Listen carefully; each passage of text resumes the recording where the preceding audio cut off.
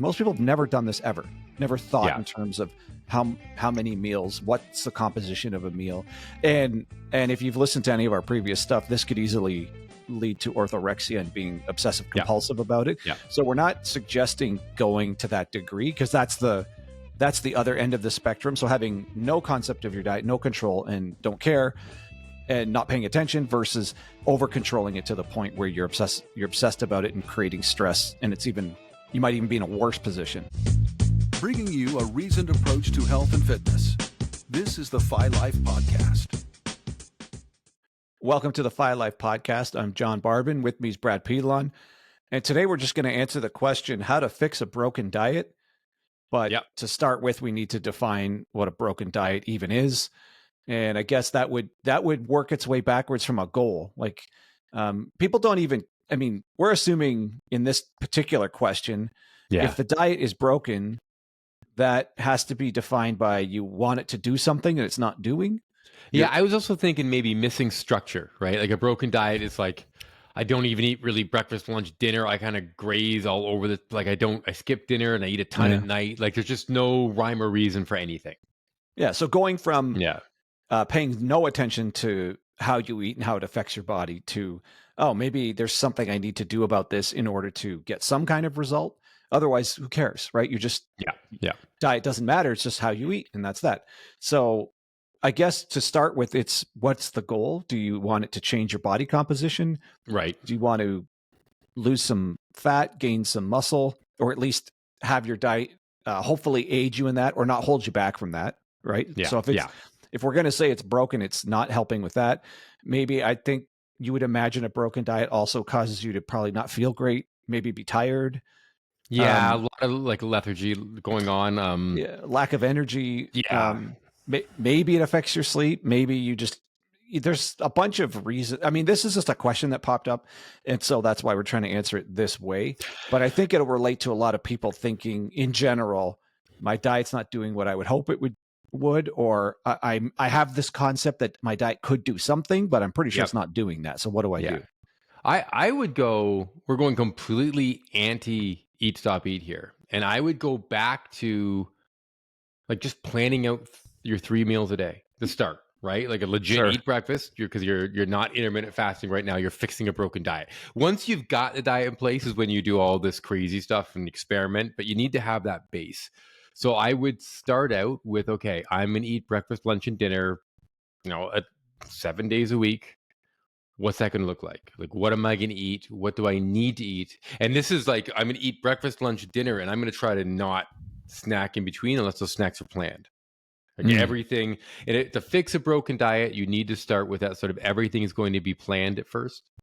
Maybe you have some foods you're allowed to snack on, like it's apples, pears, bananas, like where you're allowed them kind of when you feel like them.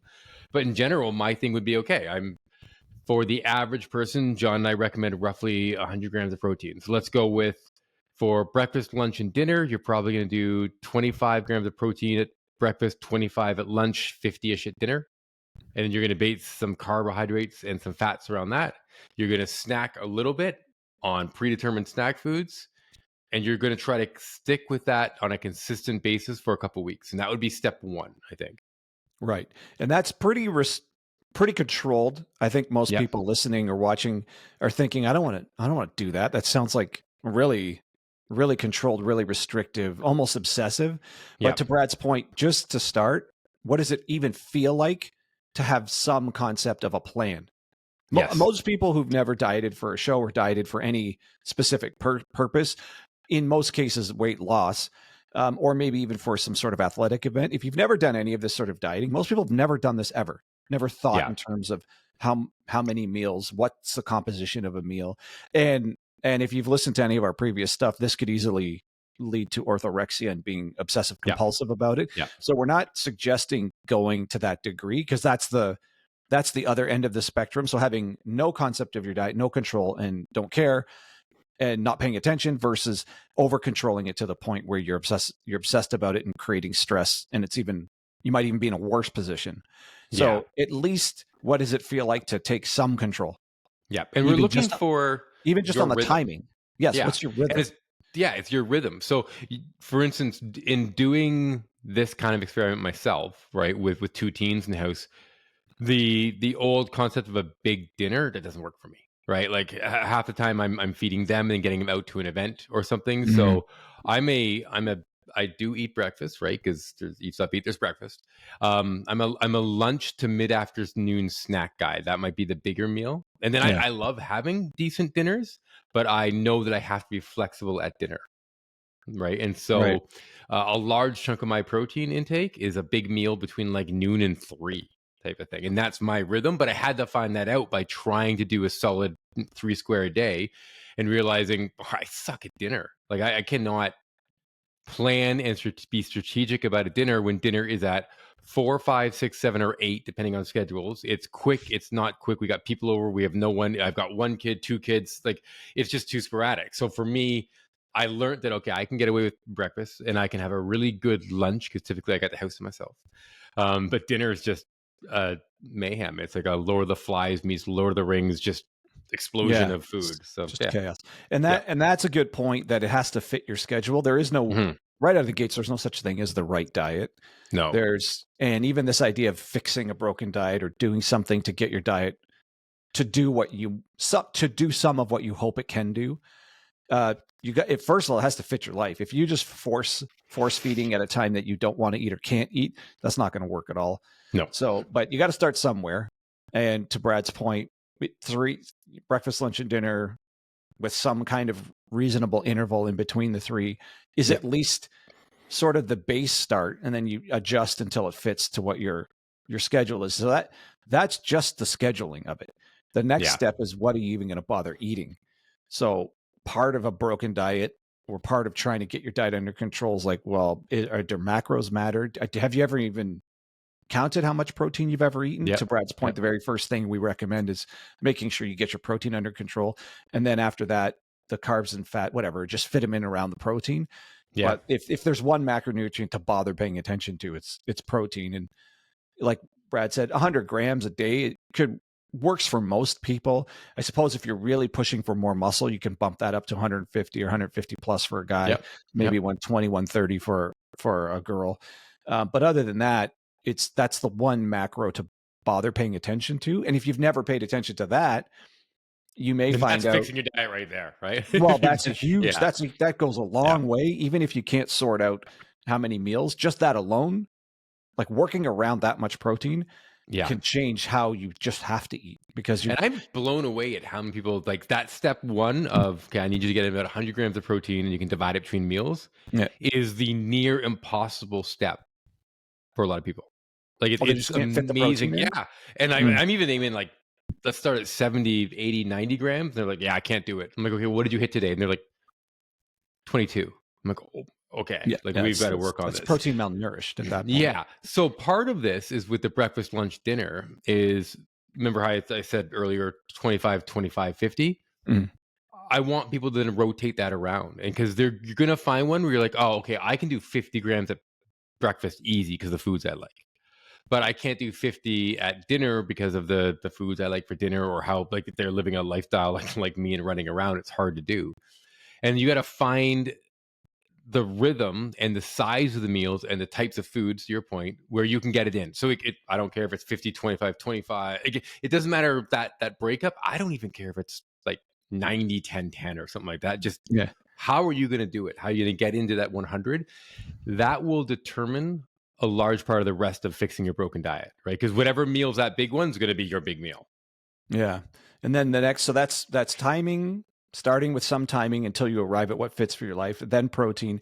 The next is probably alcohol, or at least I would start right out of the gates with alcohol. Yeah. That is part of your diet. Anything that you consume, drink or food, is diet. If you're just consuming too much alcohol, none of this is going to matter. It doesn't matter. It's out completely out the window.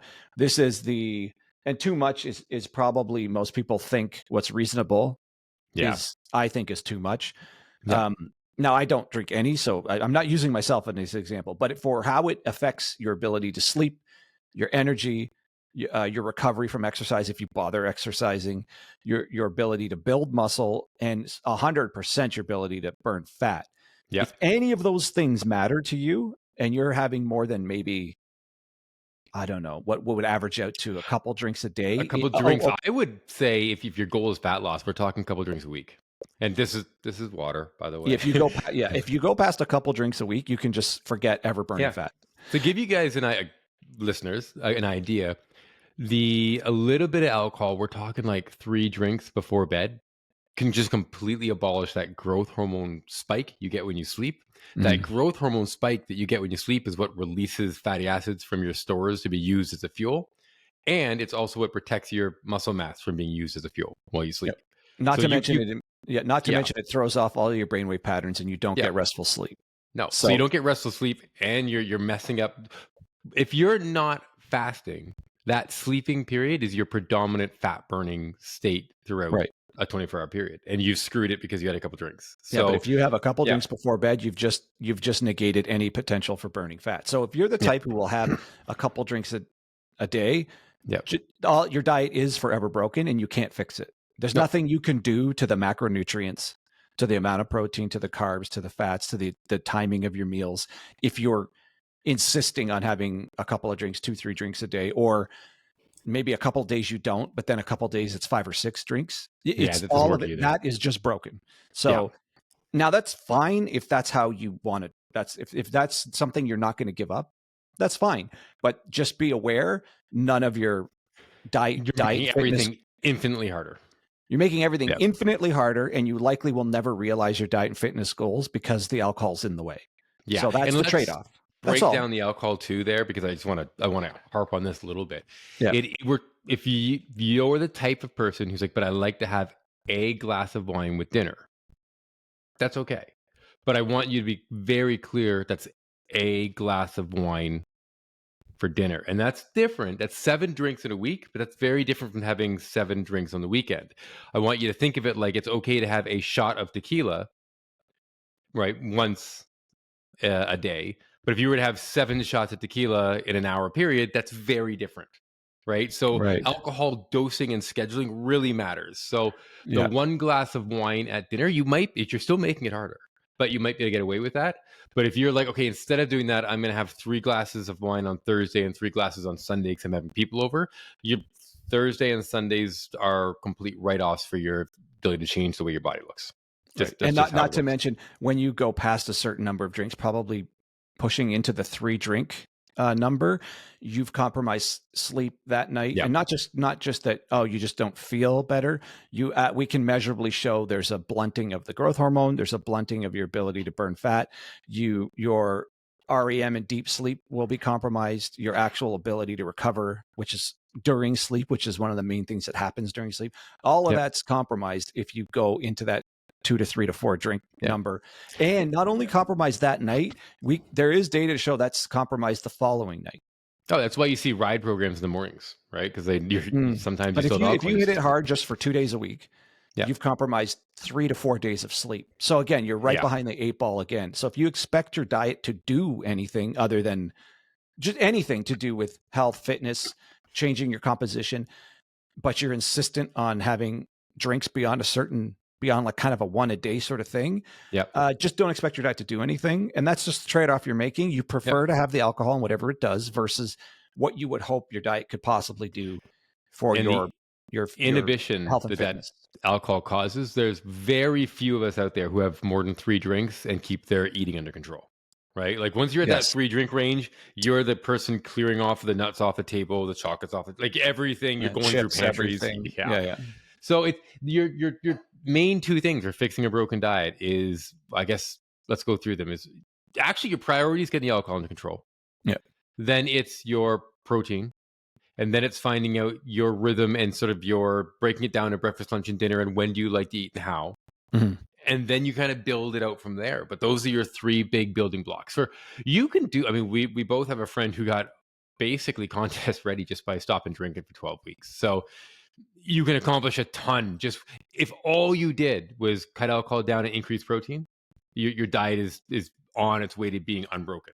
And then if you kind of find out a system of eating that you like, well, then it's not broken anymore. And if you can even get that portion under control, the next thing as far as a macronutrient to at least address would just be sugar. I think just directly sugar. Simple sugar. Simple sugars. And I mean right to the simplest idea of on your labels, there's a category on most labels in North America. It says added sugar. Yeah. Just that alone on any of your packaged processed goods, however much of that stuff you even bother to eat. You can go for the lower sugar form.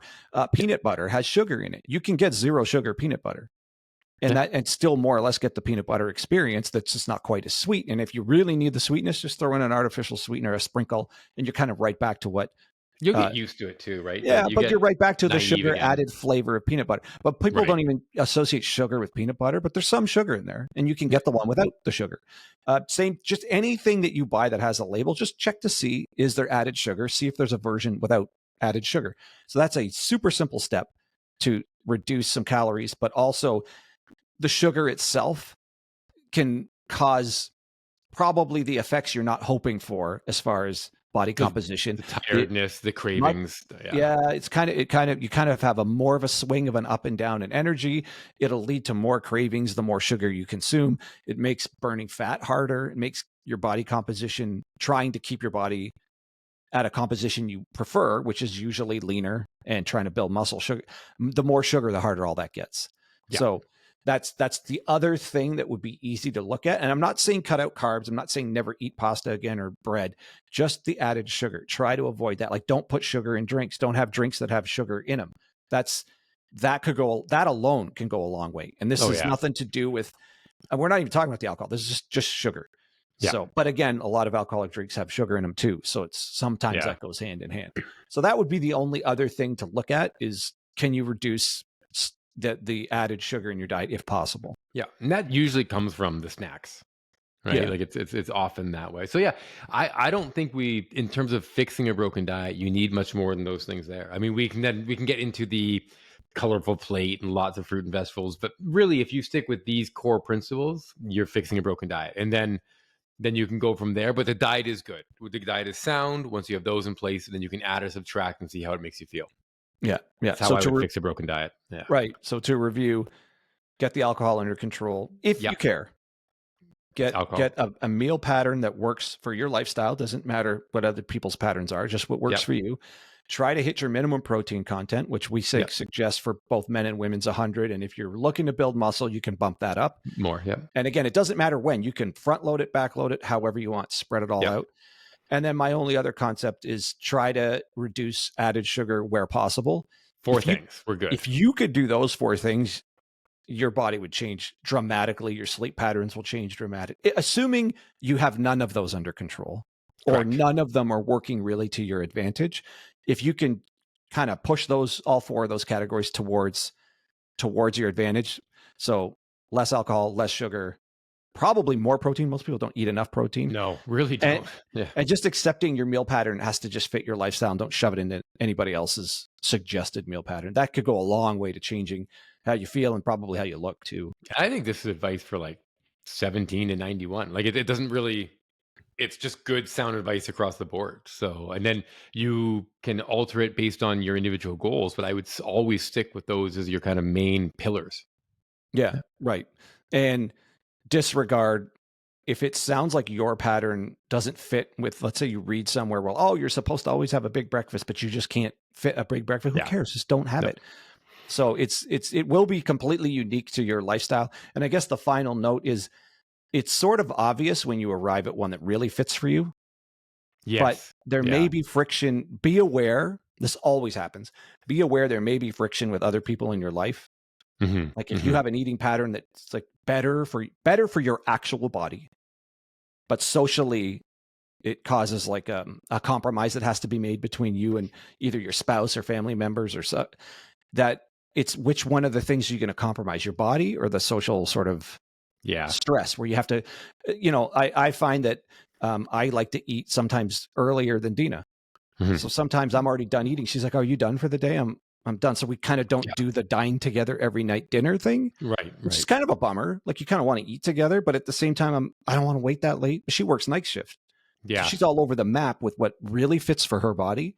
So sometimes we cross over and sometimes we don't. Well, what works for her body would depend on the shift, right? So 100%. Yeah. But I'm not going to be eating. I don't work night shift and it's not best for me to eat on her pattern.